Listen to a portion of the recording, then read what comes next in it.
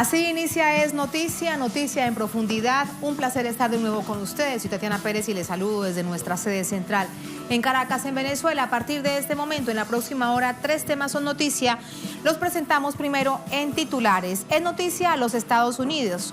Una posible intervención militar sigue siendo una opción de la Casa Blanca contra Venezuela y ahora claramente con apoyo de Colombia. Pero mientras los presidentes de ambos países hablaban del tema, en la Cámara de Representantes les daban la espalda. Tenemos esa radiografía, tenemos el análisis. Segundo tema que es noticia, Haití, semana compleja para el pueblo, para el gobierno de Jovenel Moïse. Nos preguntamos cuáles son las razones de las protestas y de la violencia, particularmente en Puerto Príncipe, la capital. Veremos lo que hay detrás. Tercer tema que es noticia, Argentina, masivas movilizaciones en 50 ciudades del país suramericano unen sus agendas contra un modelo macrista. Un asunto en particular transversal genera indignación, la política impuesta por el Fondo Monetario Internacional que precisamente realiza una nueva inspección en el país. Tenemos el análisis. Todo esto profundizamos en ello como siempre. Es noticia que así comienza. Bienvenidos, bienvenidas.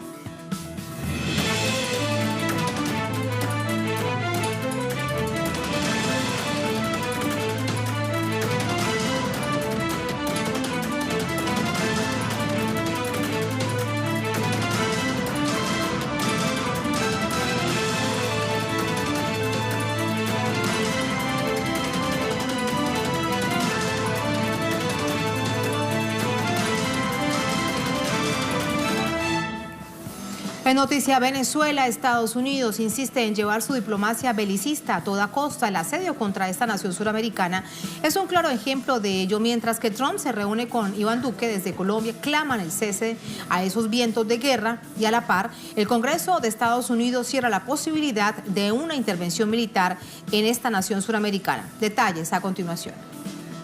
Estados Unidos y Colombia impulsan la salida de Maduro por la vía militar. En encuentro sostenido este miércoles en la Casa Blanca, el presidente Donald Trump reiteró ante su homólogo colombiano Iván Duque que evalúa todas las opciones, entre ellas no se descarta el envío de 5.000 tropas a Colombia. El argumento recurrente para justificar las acciones injerencistas contra Venezuela es demandar el reconocimiento del diputado opositor Juan Guaidó como supuesto presidente interino y el ingreso de la ayuda humanitaria. La genuflexión de Duque en redoblar los tambores de la guerra en la región contrasta con el amplio rechazo de una coalición de representantes de la oposición política colombiana, quienes demandan solución al conflicto interno colombiano antes de sumarse a una confrontación bélica contra Venezuela.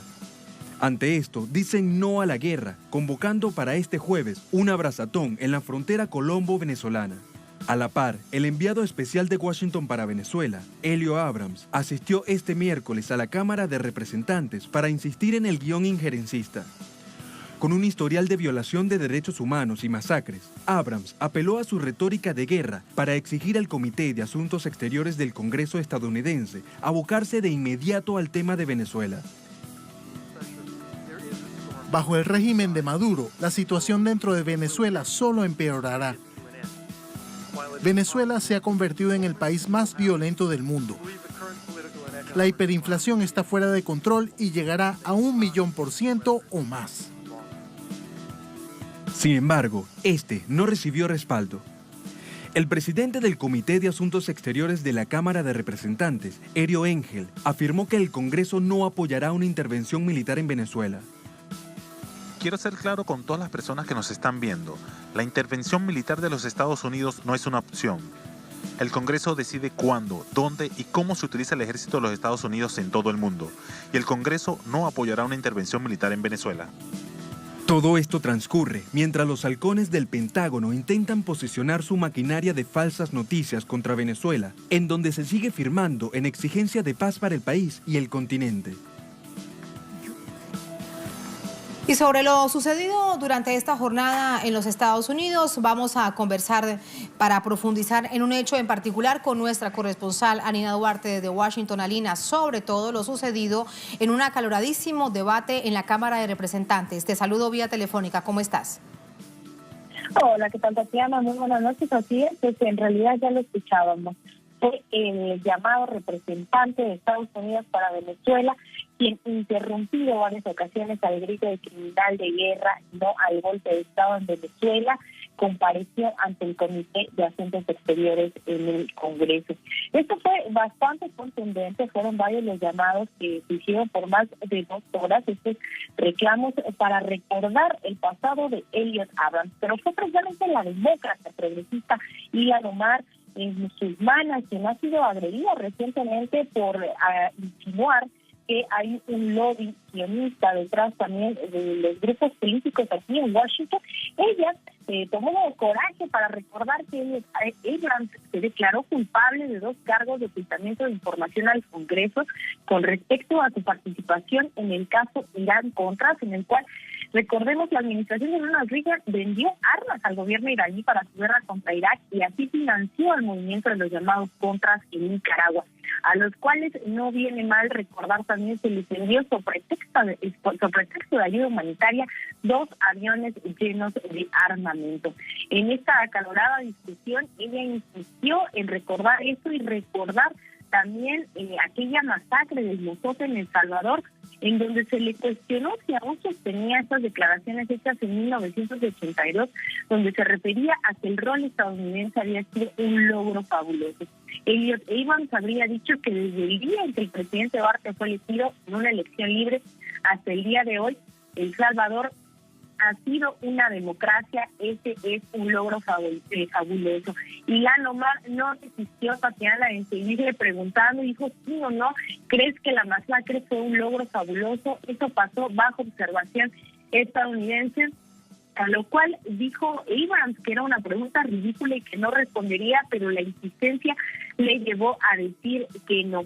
Esto fue bastante tenso y es un video que ya está circulando por varios de los medios nacionales e internacionales, esta insistencia para recordar quiénes son hoy, Tatiana, los que están impulsando este discurso de democracia, personas no solo como Elliott Abrams, sino también como el secretario de Estado Mike Pompeo, quien, recordemos, en su momento dijo que los torturadores no eran unos criminales, sino unos patriotas. Esto pasó hoy en el Congreso, paralelamente en la Casa Blanca, y escuchábamos también Donald Trump que se reunía con Iván Duque para decir también una vez más que todas las opciones están ante la mesa, pero ante esto que parece ser la inminente derrota en varios espacios de Estados Unidos, en el Consejo de Seguridad de la ONU, en la OEA, en el comité, en el Congreso de Relaciones Exteriores, bueno, lo que dice es que hay varios planes todavía sobre la mesa. Bastante convulsa estas declaraciones que veíamos hoy en el Congreso y que sin duda no hubo un pronunciamiento más allá que decir que no se autorizaría en todo caso una intervención militar estadounidense en Venezuela. Tatiana. Gracias por entregarnos todos esos detalles que de inmediato sumamos al análisis. Alina, gracias, muy buenas noches. La despedimos a nuestra corresponsal permanente de Washington para pasar con el análisis. Para ello nos acompaña Diego Sequera, es miembro de Misión Verdad, periodista, investigador, analista venezolano. Diego, ¿cómo estás? Muy buenas noches. Gracias por acompañarnos. A ustedes. Quiero inicialmente mostrarte un tuit porque si te lo digo, algunos pensarán que el presidente Trump no lo dijo, pero realmente dijo que somos el patio trasero de los Estados Unidos y lo dijo al lado del presidente de Colombia. Así que vamos a revisarlo. Miren ustedes. Tras su reunión con Iván Duque, presidente Trump dijo sentirse afligido por la actual situación de Venezuela. Cuando miramos lo que está sucediendo en nuestro patio trasero, es doloroso, afirmó el presidente norteamericano. No es necesario rodar el video porque evidentemente ahí lo dice, la traducción es bastante clara. ¿Cómo lo calificas? Bueno, en el caso específico del artículo folclórico que se está convirtiendo Trump, un chascarillo bastante oscuro, pero bueno, bastante en sintonía también con cuál es la actitud general de quienes, sobre todo desde la rama ejecutiva, desde el Poder Ejecutivo de los Estados Unidos, están, bueno, forzando por esta nueva aventura de cambio de régimen ahora contra Venezuela. Pero, digamos, para problematizar aún más el asunto, que en lo particular llena de tristeza, es que tiene al lado a un presidente latinoamericano. Sí, bueno, ¿sabes? Uno piensa en lo de Artigas que decía malos españoles y peores americanos, como se refería a a quienes servían a la corona en tiempos de independencia, y no es muy distinto en cuanto a eso de peores americanos o subamericanos, digamos, en estos casos, y sobre todo un presidente que no solo ha ha demostrado ser lo más proactivo y lo más redomado respecto a cuál línea tomar respecto a todo esto, sino que además, no sé, en el pasado hemos visto cuán salvaje puede ser la ignorancia de este presidente respecto a las relaciones de América Latina con los Estados Unidos. Sí, y detrás de él probablemente con mucha más fuerza el expresidente Uribe. Bueno, yo hace poco salió un video donde hace nada, que está la gente del partido del Centro Democrático y él dice, igual la palabra al señor presidente, refiriéndose a Uribe. Sí. O sea, yo creo que nunca, y además que no es la primera vez que ocurre semejante lapso, o sea, que estamos viendo justamente una coordinación y un corretaje, un sistema de relaciones que no ha dejado de ser el mismo, de la misma agenda desde el 2003 para acá, del mismo grupo de los neoconservadores sí. gringos, que son unos soñadores geopolíticos y unos guerreros ideológicos de sumo cuidado, de sumo peligro. Ahora, vamos con la interpretación de la situación registrada hoy, porque de nuevo el presidente Donald Trump, como lo vimos en 2018, como lo hemos visto durante estos días, no solamente él, sino otros funcionarios de la Casa Blanca dicen que una intervención militar en Venezuela es una opción, pero cita los 5.000 hombres que fue parte, recuerdas, del papelito que tenía en su agenda el asesor de seguridad de la Casa Blanca, John Bolton. Claro, lo de Bolton en particular, digamos que es una forma de mantener la atención. O sea, hay que entender algo aquí también con todo esto. Muchas de todas estas cosas que están ocurriendo a nivel mediático, estos discursos, no están orientados precisamente hacia el público latinoamericano, sino más bien directamente es al público norteamericano, que es el que siempre ha estado mucho más sujeto además a esta clase de operaciones de propaganda y operaciones psicológicas desde un tiempo para acá. De hecho, debería verse así, de nuevo, hoy lo dicho por el presidente Trump como una operación psicológica, pero ahí sí yo te pediría que va de propaganda o de operación psicológica. Produce el mismo efecto. De todas maneras, sí. Pero sí iría hacia el público venezolano, hacia el público latinoamericano, de hecho hacia Colombia, porque llegarían esos 5.000 a Colombia. Sí, bueno, quién sabe si además cuántos hay ya, tienen 7, 8 bases de avanzada, de algunas declaradas, otras no declaradas, así que ¿cuántos efectivos pueden haber? Yo no creo que ya los 5.000, pero sí suficientes como para provocar un conflicto. Además, estamos hablando también de Colombia, del gobierno colombiano y del ejército colombiano.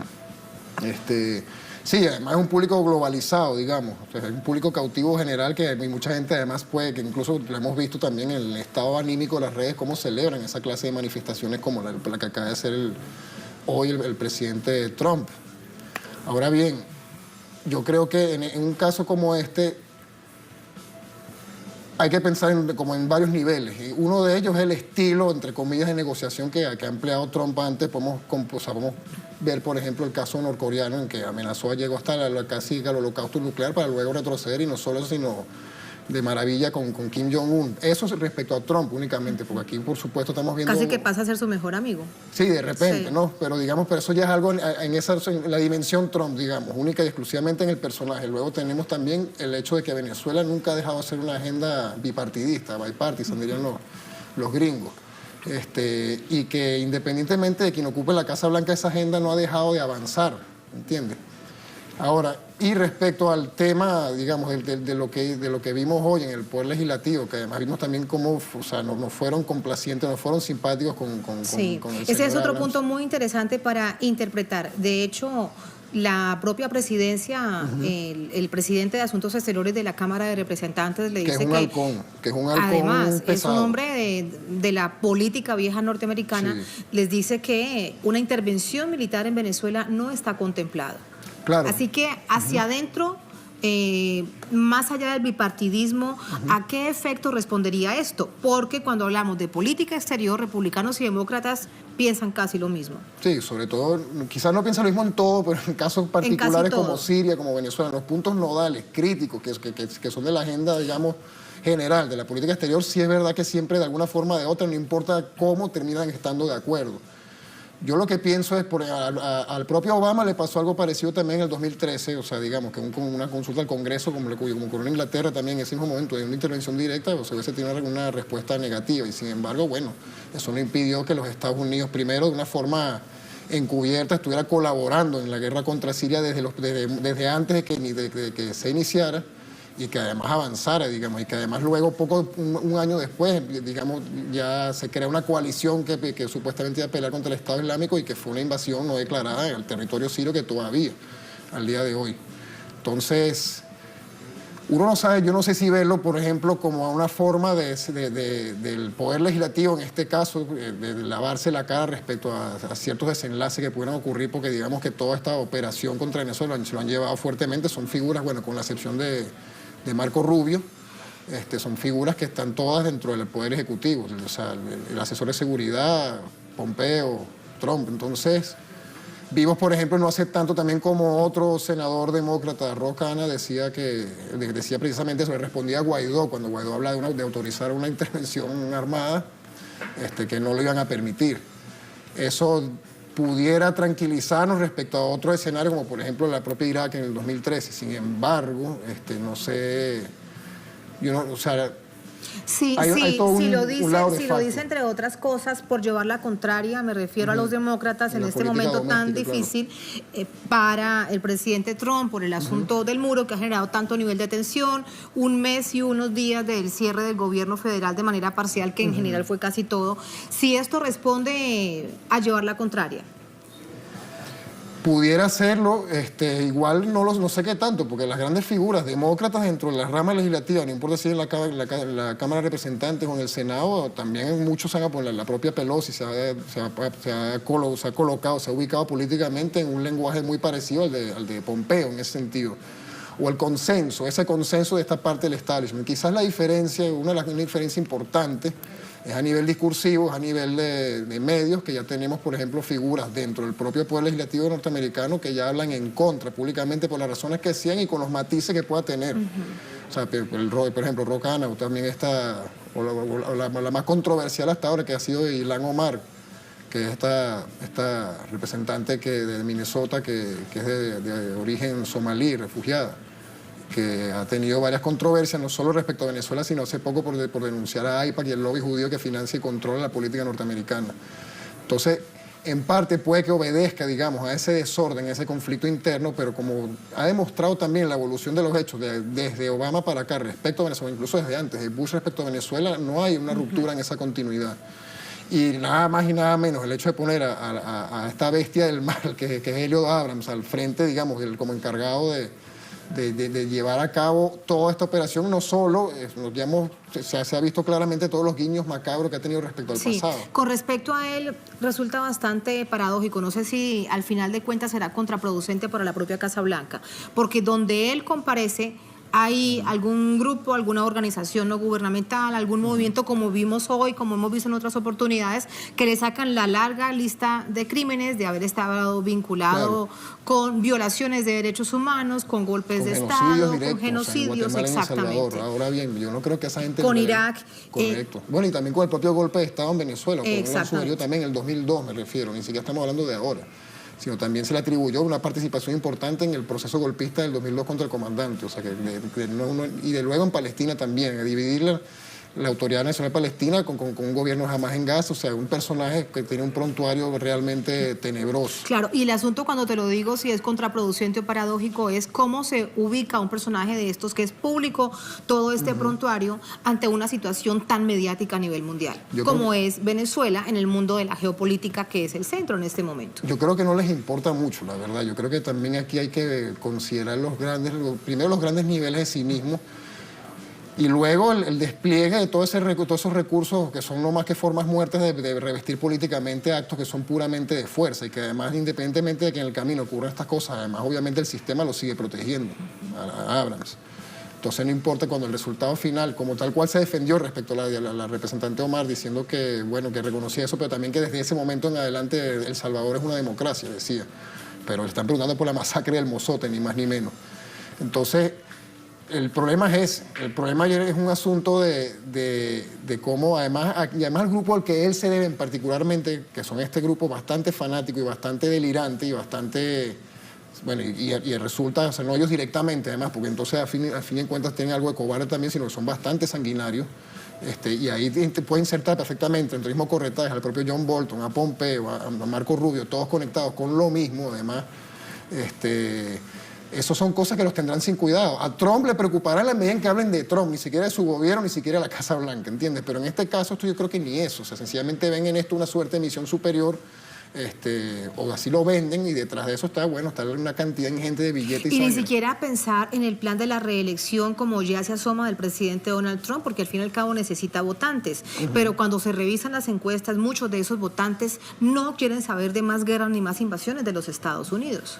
Esa es una de las paradojas, pero también es tan impulsiva, eso se ha vuelto tan impulsiva y tan circunstancial la política gringa, que eso también en cualquier momento, de acuerdo al escenario, pueden irlo cambiando, modificando, encubriendo. De hecho, recuerda que más o menos esa fue, por lo menos la última etapa de su campaña presidencial, esa fue la plataforma de Trump. No intervención, digamos, el cerrarse eso en sus fronteras para atender los problemas locales, etcétera, que sonaba muy bonito, e incluso más de uno, entre ellos yo, con mi finta respecto a eso, en aquel momento me gustaba la idea. Igual prefiero un Trump que una Clinton, incluso en este momento, porque eso ha sido un consenso aún más salvaje, aún más sin fisuras que ahora. Hay que agradecerle a este hombre por lo menos el desastre que está creando, que sí, que puede tener consecuencias perniciosas, pero por lo menos ya nadie está fingiendo demencia respecto a lo que está ocurriendo en el mundo en ese sentido, o quedan bien loquitos quienes lo están. Claro, o si de lo malo lo bueno, ese nivel de sinceridad, como por ejemplo decir hoy abiertamente, lo sabemos. Sin embargo, durante los últimos 20 años tantas cosas han pasado en América Latina, tanta conciencia política tenemos, que realmente duele que el presidente de los Estados Unidos diga eso, esa misma visión, que somos el patio trasero de los Estados Unidos. Es que más que sinceridad es un sincericidio decir algo así, ¿no? Entonces, pero es que, a ver, yo creo que también aquí hay que darle un poco de perspectiva. Precisamente esos 20 años que hablas, yo agregaría, ponle 40, 20 años más, desde los 80, como también aquí en realidad estamos llegando, y es providencial en ese sentido la reaparición de Eric Abrams en este momento, y además tan públicamente, cuando la aventura, lo que Greg Grandin, el gran historiador gringo, mencionaba como la última aventura imperial de los Estados Unidos en América Latina, que empezó justamente en los 80. Empezó el prototipo de todos los modelos de cambio de régimen reciente, que no solo incluye al venezolano, sino no solo en América Latina, sino que en el resto del mundo, se probó, se diseñó y se ejecutó primera vez en Centroamérica, en Nicaragua, en El Salvador, y no solo digamos lo táctico, lo operativo, lo estratégico, sino además también podemos hablar incluso de la metafísica que había detrás de eso, y que hasta tiene un signo así de descompensación machorra, de que tengo que demostrar que soy verdaderamente un tipo guapo luego de haber perdido la guerra de Vietnam. Viene de expulsar el síndrome de Vietnam, todo lo que viene hasta ahora. Panamá en el 89 también es otro gran ejemplo de esa demostración de descompensación masculina con musculatura para tratar de demostrar que yo sí soy un tipo, que fue básicamente la lógica por la cual operó George Bush en su momento, y además no solo, sino que la presión de los medios iba incluso en esa dirección contra él. Entonces, el hecho de que se repitan, además, de que se repitan los esquemas, porque ahorita como o sea, lo que es nuevo es el asombro de decir, coño, siguen en lo mismo, ¿entiendes? El asombro es lo único que hay como que se está renovando, pero las formas que están empleando... Bueno, y también el asombro es que se quitaron la careta, Diego. Bueno, yo creo que eso hay que agradecerlo. Porque se acabó la diplomacia, evidentemente, para la Casa Blanca. No hay derecho público internacional, no hay diplomacia, nada. Eso lo dijo Orwell en su momento también, ¿no? Que primero, o sea, el poder se encubre primero con el fraude, y cuando se acaba el fraude eso es lo que da la fuerza. Y efectivamente eso es lo que estamos viviendo ahorita en este momento, y que además también se corresponde con una situación aún más amplia de hegemonía. O sea, hace poco salió un artículo del Miami Herald, además reseñando celebratoriamente el papel del felón de Marco Rubio como alguien que detrás de toda esta operación contra Venezuela, diciendo que los astros se habían alineado, había una cantidad de cosas, y se alinearon, es decir, una cantidad de factores. ¿Y cuáles factores se refiere él, por ejemplo? Al cerco geopolítico que se logró levantar contra Venezuela en este momento. Por eso te digo también que estos subpresidentes a lo Duque, a lo Bolsonaro y demás también, bueno, son parte también de ese mismo esquema, pero ya te describe un poco también cuál es su urgencia, ya a un nivel mucho más grande. Entre ellos, pues sí, la obviedad de obviedades de siempre, de controlar el suministro, la extracción, todo el proceso de extracción petrolífera, no solo en Venezuela, sino también en el mundo ampliado, pero también una forma de que esa fortaleza Norteamérica se cierre. Hay analistas geopolíticos que pronostican una posibilidad de que, por ejemplo, una hipotética sumisión de Venezuela a este esquema de poder pudiera levantar una suerte de OPEP de hemisférico, que se opondría justamente a la OPEP, compuesta fundamentalmente por países asiáticos o africanos. Y recordemos que el polo, el viraje digamos, de poder, de energía, de desarrollo y de riqueza en el mundo se está desplazando en este momento hacia Asia. Entonces también es una forma como de hemisféricamente tener capacidad de tener un suministro estable para poder enfrentar ese otro movimiento con el cual se están viendo, pero también eso demuestra que el nivel de impulsividad con el que están trabajando también demuestran la esencia que están, o sea, no es una señal de fortaleza, es una señal de crisis. Claro, con esta conclusión te despido brevemente. Ante esta situación, de hecho, a nivel interno que tienen los Estados Unidos, es más peligrosa, más desafiante, hay que estar más alerta, mucho más atenta. Cuando se dice así, aunque internamente tiene dificultades, digamos, para dar un siguiente paso en un supuesto, en un eventual plan de intervención militar en Venezuela. Es que, bueno, es una situación muy explosiva, pero yo creo que hay lecciones aprendidas y además estamos viendo que no hay tampoco una uniformidad del relato, no solo una uniformidad del relato en cuanto a quienes dicen qué. Y no estamos hablando nada más de periodistas o de redes antisistema, entre comillas, por llamarlo de una manera, sino incluso hasta el propio New York Times ha tenido que reconocer un poco lo que el resultado que ha tenido esta clase de aventura.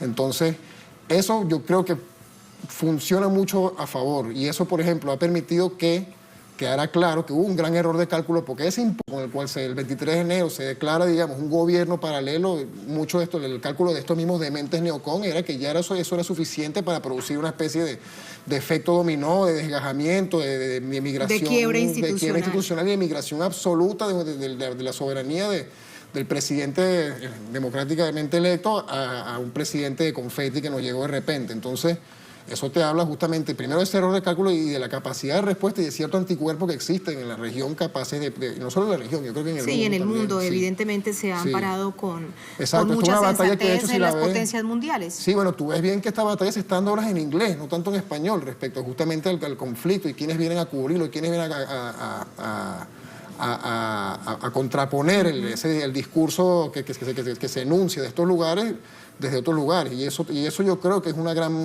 gran logro, y es un logro de la gente, es un logro, digamos, que no fue de, independientemente de que sean estos instrumentos del capitalismo de la vigilancia tipo Facebook, no sé qué. Estamos viendo que, bueno, que hay un principio de sospecha extendido que es una señal saludable de que no pueden engañarnos igual que siempre, y bueno, que el costo de esto va a ser mucho mayor. Claro, y esperemos que se quede ahí también. Que hay una realidad real en Venezuela. Diego, muchas gracias por ese análisis. Un placer y muy buenas noches. Muchas gracias. Regreso con ustedes a la mesa para compartir información. A nivel interno de Venezuela, lo que ha dicho durante esta jornada el presidente del país, presidente Nicolás Maduro: Venezuela no se rinde ante el imperialismo. Lo tenemos de Estados Unidos, lo tenemos aquí en nuestra mesa, precisamente en nuestra multiplataforma. El presidente Nicolás Maduro aseveró este miércoles que su país no se rinde ante el imperialismo en el marco del intento de golpe de Estado que impulsa el gobierno de esta nación. Abrimos comillas, esto dijo el presidente Maduro: señor Donald Trump, Venezuela no se rinde ante el imperialismo, sigue adelante su rumbo de dignidad, de rebeldía, de respeto, nunca jamás. Lo dijo durante una reunión de trabajo desde el Palacio de Miraflores, sede del Ejecutivo en Caracas. Así nos vamos a la primera pausa en esta emisión de Es Noticia. Al volver, nos vamos hasta el Caribe. Es Noticia Haití. Semana compleja para el pueblo, para el gobierno de Jovenel Moïse. ¿Cuál es la razón de la protesta? ¿Cuál es la razón de la violencia, particularmente en la capital Puerto Príncipe? Vamos a revisarlo, presentamos esta radiografía y la analizamos al volver en Es Noticia.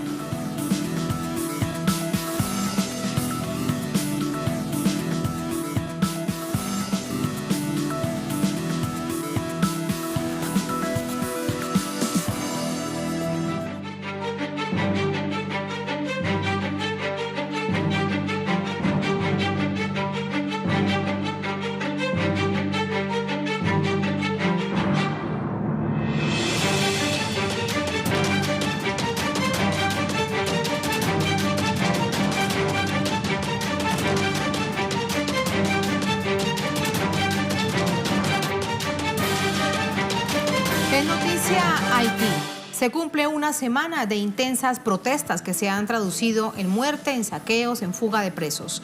Manifestantes exigen acciones ante la severa crisis económica que vive el país y reclaman la salida del presidente Jovenel Moïse. Vamos a ver por qué.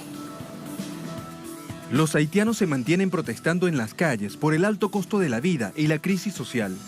Al igual que en días pasados, las calles de la capital, Puerto Príncipe, se vieron alteradas por la quema de neumáticos, saqueos y enfrentamientos entre fuerzas de seguridad y civiles. La tensión ha provocado el cierre de escuelas, bancos y negocios. Según algunos medios internacionales, las manifestaciones han dejado al menos 7 muertos y decenas de heridos. Por su parte, el periodista Lautaro Rivara, brigadista internacional de Alba Movimientos, señala que la oposición haitiana denuncia el alarmante saldo de 52 muertos, así como el accionar de las tropas internacionales de la Misión de Naciones Unidas en ese país. Sin embargo, no hay cifras oficiales de las víctimas. Las protestas son lideradas por 8 partidos de oposición. Iniciaron el pasado 7 de febrero, mismo día en que el presidente Jovenel Moïse cumplió 2 años en el cargo. Este sábado, el mandatario llamó a la oposición a dialogar abiertamente para buscar soluciones a la crisis, pero su mensaje no logró contener las protestas. Por su parte, el ex primer ministro Paul Evans afirmó que si Moïse no lidera nada, es mejor que se vaya. Este complejo panorama es antecedido por un 2018 también convulso, cuyas protestas por el aumento de los precios del combustible provocaron la renuncia del entonces primer ministro Jacques Guy Lafontaine. Durante varios años, Haití ha atravesado una crisis económica agravada los últimos meses por la depreciación de la moneda oficial y una elevada inflación, a lo que se suma una crisis de electricidad derivada de la escasez de gasolina. Más de la mitad de los 10 millones de habitantes sobrevive con menos de $2 diarios. La frustración popular se vio acrecentada este año tras la publicación de un informe del Tribunal de Cuentas sobre la gestión de Moïse, el cual señala mal manejo de recursos públicos. Según una auditoría, hubo presuntas irregularidades entre 2008 y 2016 por el desvío de $2.000 millones de Petrocaribe. El hecho involucra a 15 exministros y actuales funcionarios, así como a una empresa que dirigía Moïse antes de ser presidente. Ahí están los hechos que vamos a poner en contexto, que vamos a analizar. Para ello nos acompaña José Selicourt, politólogo, actualmente cursa maestría en Filosofía de Guerra en la Escuela Superior de la Fuerza Armada Nacional Bolivariana aquí en Caracas. José, bienvenido. ¿Cómo estás? Y muy buenas noches. Muchas gracias por la invitación. Ayúdanos a entender cuáles son las razones de las protestas. Inicialmente quiero comenzar, luego pasar por qué al nivel de violencia que hemos visto a través de algunas imágenes que llegan. Pero primero, ¿cuál es la razón de la protesta que la gente sale a la calle en este momento? Lo hemos visto en la última semana. Bueno, podemos decir que hay 3 razones fundamentales por las cuales la situación se ha empeorado en Haití. Primero, es la miseria. El imperio y la burguesía haitiana se ha dedicado a empobrecer de forma grotesca. Cuando hablas del imperio, ¿a quién te refieres? ¿A Francia o a Estados Unidos? COGUP, a una organización integrada por Estados Unidos, algunos países europeos, Brasil, Canadá. Fueron ellos que impusieron a Michel Martelly. Y desde luego impusieron a Jovenel Moïse.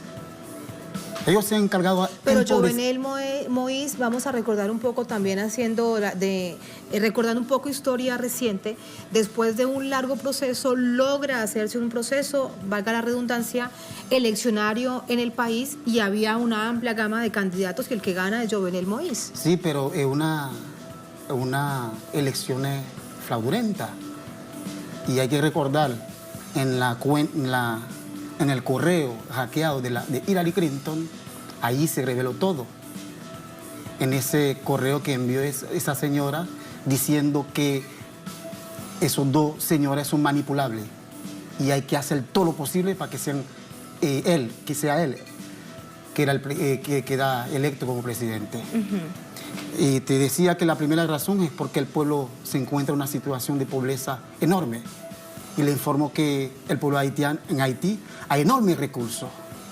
Bueno, no comprobado, pero hay estudios que han revelado que hay enorme cantidad de petróleo en Haití.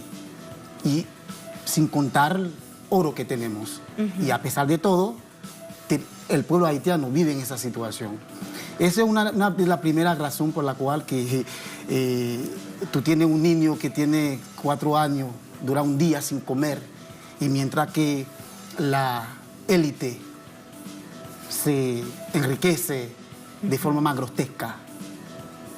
La segunda razón es que hay la imposición o la intromisión de ese COGUP, esa organización. Y hay acompañado de corrupción enorme. Y hay que recordar el fondo de Petrocaribe, que fue mal utilizado no son de 2 millardos. Según el último informe que presentó la Cour supérieure de comptes, el Corte Superior de Cuentas, una institución en Haití que se ocupa de la cuenta del Estado, revela que el monto exacto es de 4 millardos 200 millones. Y eso fue, ese fondo fue aparado en el bolsillo de los hombres, 1% de esa población que detiene 50% del ingreso nacional. Entonces la corrupción es enorme en Haití. Claro, ahora te pregunto, es la segunda razón por la cual el pueblo haitiano está en la calle. Sí, permíteme, te pregunto sobre esta segunda razón. Hay informes que dan cuenta de esta auditoría que realiza esta alta corte, pero también esta alta corte es cuestionada por ser parcializada políticamente. ¿Quién entonces puede asegurar con absoluta certeza que las investigaciones van por buen camino? Bueno, hay que recordar que el 6-7 de julio del año anterior, el año pasado, el pueblo hizo una manifestación. Salieron en todo el país 2 millones de personas exigiendo al presidente Jovenel Moïse que actúe y que lleven delante de la justicia eso... a los responsables. Lo corrupto. Claro. Y él se comprometió que iba a hacer eso. Y si esas instituciones, por la debilidad de nuestra institución, pudiera jugar a favor del presidente. El informe es la exigencia, el clamor del pueblo. En caso contrario, que esa corte nos diera un informe que responde a la perspectiva del pueblo, eso pudiera tornar muy peligroso. Yo lo que digo es que esa corte simplemente hizo su trabajo. Sí. Y en la cual salió el nombre del presidente inculpado, porque tiene una empresa llamada Agritrans. Recibió enorme cantidad de recursos para ejecutar obras en el norte del país, lo cual no se ha hecho. Lo cual no se ha hecho. Entonces, la tercera razón por la cual que el pueblo está ahí en la calle, porque el pueblo estaba esperando, porque hay un informe, hay otro personaje inculpado en ese informe. El pueblo estaba esperando que actuara la justicia haitiana. Bueno, el presidente Jovenel Moïse pactó con el imperio para darle nombre con el COGRUP. Votó en la OEA contra la revolución bolivariana. Y ese lazo de hermandad, de amistad entre el pueblo haitiano y el pueblo venezolano es algo inexplicable. ¿Esa es una razón también de las protestas en las calles? Telesur puede ir a Haití a preguntar a la gente, al pueblo haitiano. Eso ha sido la peor vergüenza que ha vivido el pueblo haitiano. Déjame contarle que el único país que ha apoyado a Haití de forma deliberada, sin pedirle nada a cambio, es Venezuela. Y el pueblo haitiano es testigo fiel de esos acontecimientos. Y hay que recordar que después, a unas horas de esa votación en la OEA, la embajada de Venezuela en Haití estaba repleta de haitianos. Acompañando al pueblo de Venezuela, mostrando su solidaridad hacia el pueblo venezolano. Entonces, eso es la razón, esa es la gota que rebosó el vaso. José, ahora, ahí me has contado el escenario, las razones de la protesta. ¿Por qué este nivel de violencia? Dicen que detrás de los niveles de violencia hay 8 partidos de oposición. Esto lo dicen algunos medios de comunicación, citan unos, citan otros. No solamente me refiero a los pocos que hay en Haití, sino también algunos desde Europa.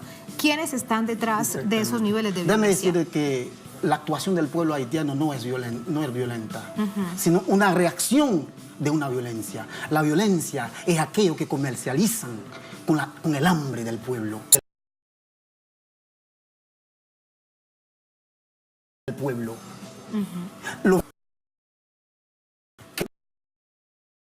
La educación. Le informo que un 90% de la educación en Haití es privada. ¿Ellos no son violentos? ¿Qué pasa por el lado del pueblo que no puede comer? José, pero te pregunto de la ¿No violencia de estos días que están allí en las imágenes.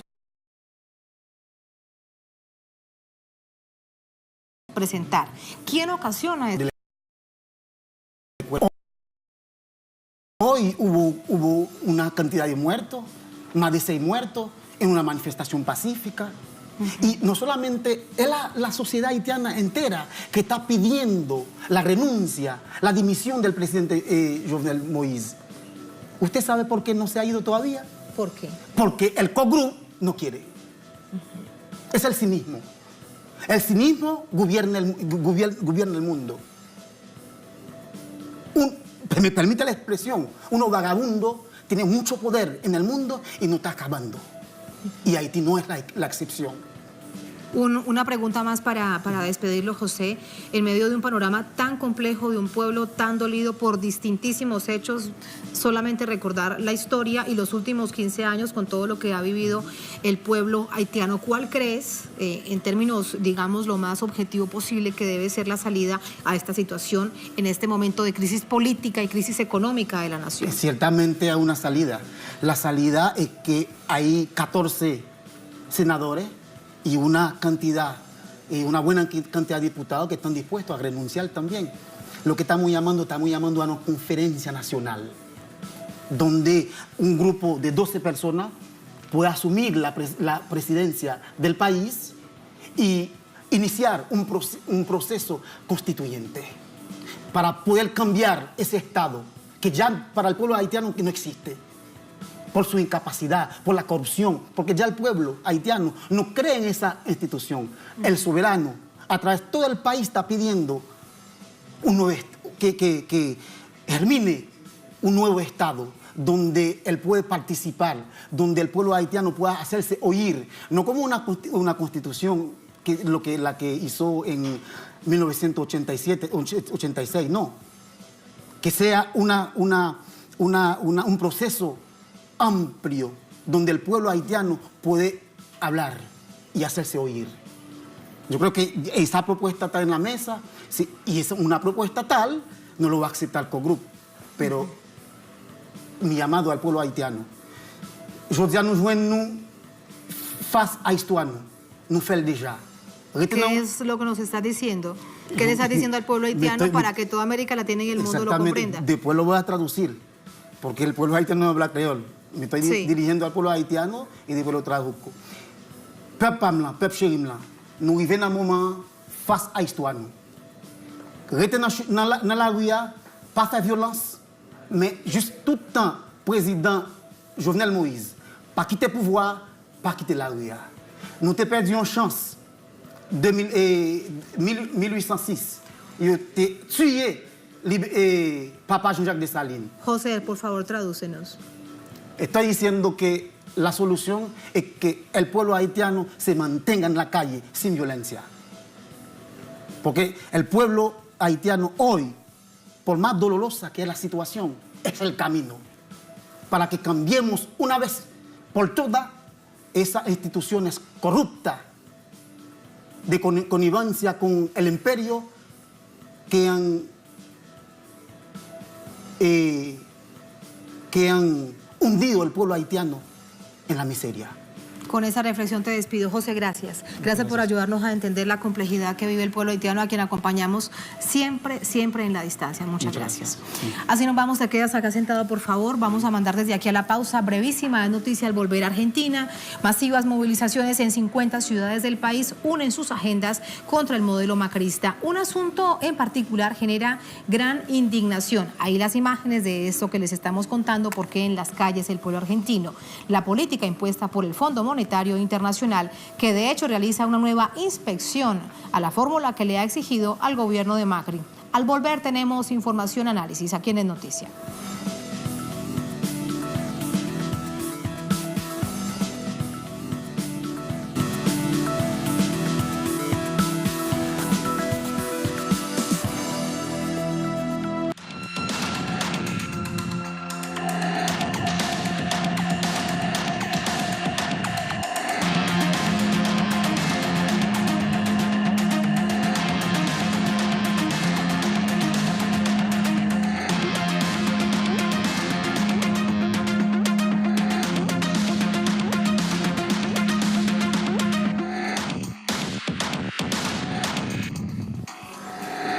En noticia argentina, una nueva visita del Fondo Monetario Internacional en esta nación desata otra vez indignación en el pueblo.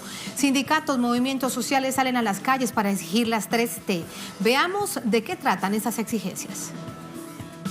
Representantes del Fondo Monetario Internacional supervisan el cumplimiento de los acuerdos con el gobierno argentino a cambio de los 57.000 millones de dólares de crédito financiero a 100 años. Una tercera visita que va más allá de las reuniones con funcionarios de la banca pública.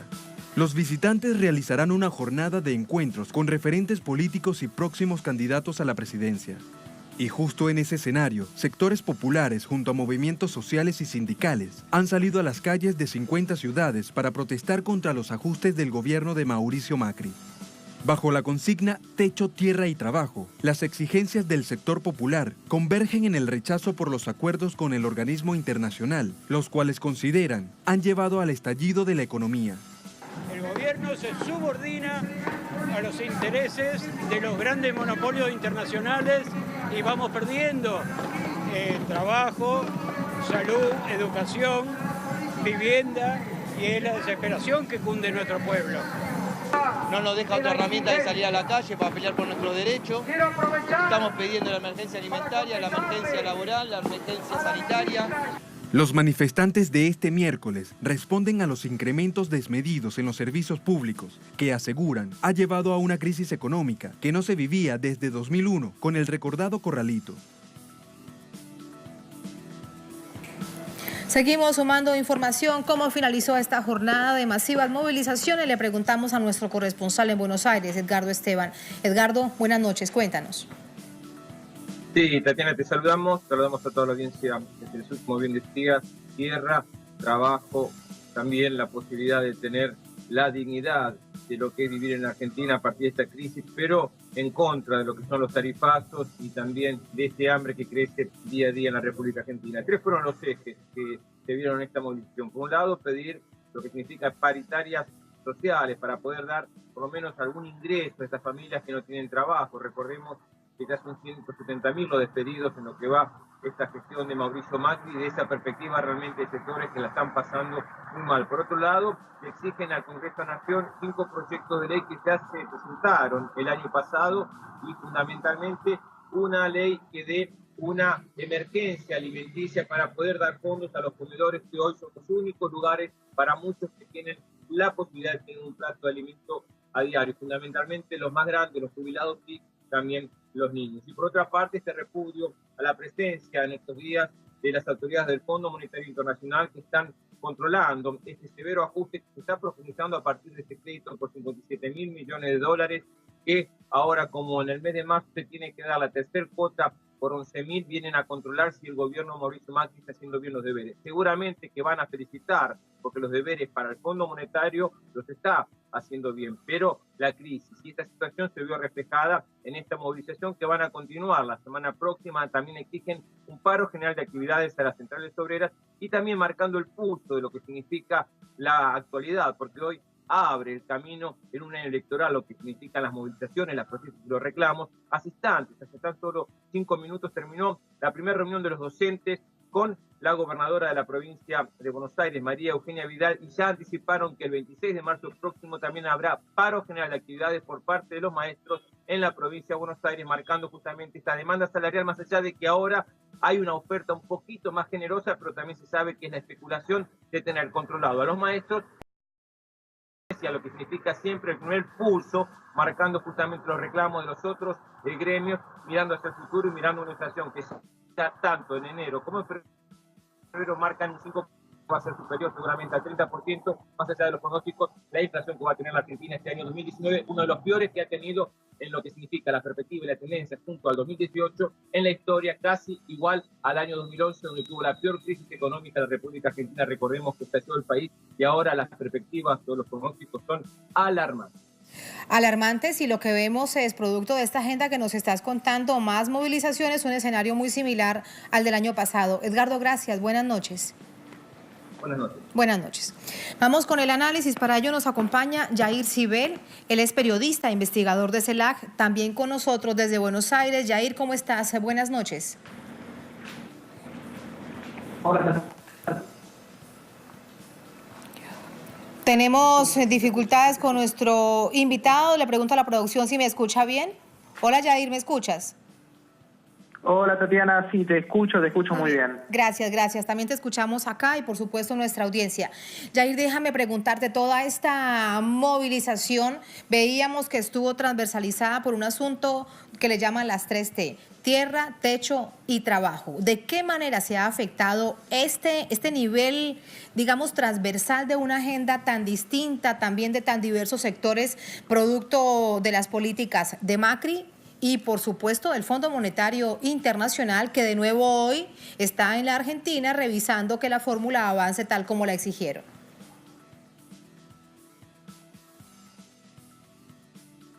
Unidad de un montón de movimientos sociales que vienen desde distintas corrientes político-ideológicas, pero que confluyen en un mismo programa político, que es el de techo, tierra y trabajo. Estas 3T representan una articulación de sectores muy grandes que tiene que ver no solamente con los desocupados, sino con los cooperativistas y también con sectores de iglesias, clubes de barrios y los sectores más excluidos del mercado del trabajo. Lo que vemos hoy realmente es un escenario de exclusión gigante de grandes sectores y un macrismo que llega a un 2019 entre la espada y la pared, con el Fondo Monetario que le está pidiendo devoluciones y que se ajuste a los estándares de déficit fiscal que le pidieron, y por el otro lado, con una economía cada vez más apretada en un año electoral.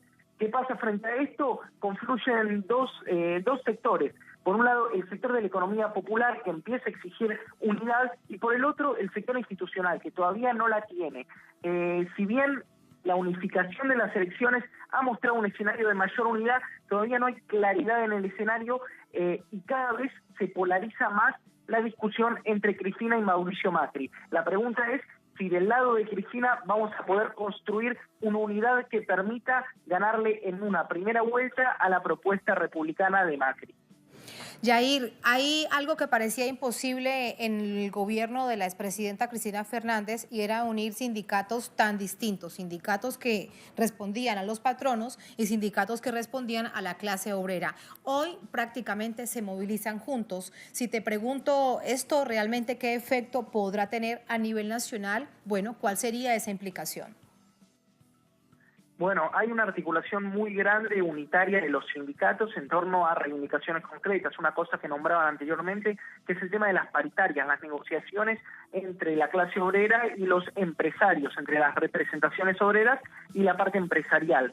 Realmente hay una unidad grande. Incluso en esta marcha confluyeron la CGT, que es la central oficial de los trabajadores que están en blanco y tienen derechos laborales, y la CETEP, que es la organización que nuclea a todos los trabajadores de la economía popular. Estos dos sectores empiezan a tender puentes de unidad a medida que también empieza a radicalizar su proyecto económico del macrismo. Es real que es probable que se avecine un paro obrero, los maestros ya están en conflicto, el macrismo necesita calmar el clima de conflictividad social para un año en el que va a tener unas elecciones que se le vienen muy difíciles si quiere garantizar el ajuste que tiene que hacer con el Fondo Monetario. Muchas gracias, Yair, por este análisis. Buenas noches. Buenas noches, Tatiana. Siempre un gusto hablar con ustedes. Muchísimas gracias. Gracias también a todos ustedes por habernos acompañado. Así finalizamos esta emisión de Noticia durante esta jornada. Otro hecho fue noticia. Se dio aquí en América Latina, específicamente en Ecuador, paro nacional. Con eso lo dejo. Hasta mañana.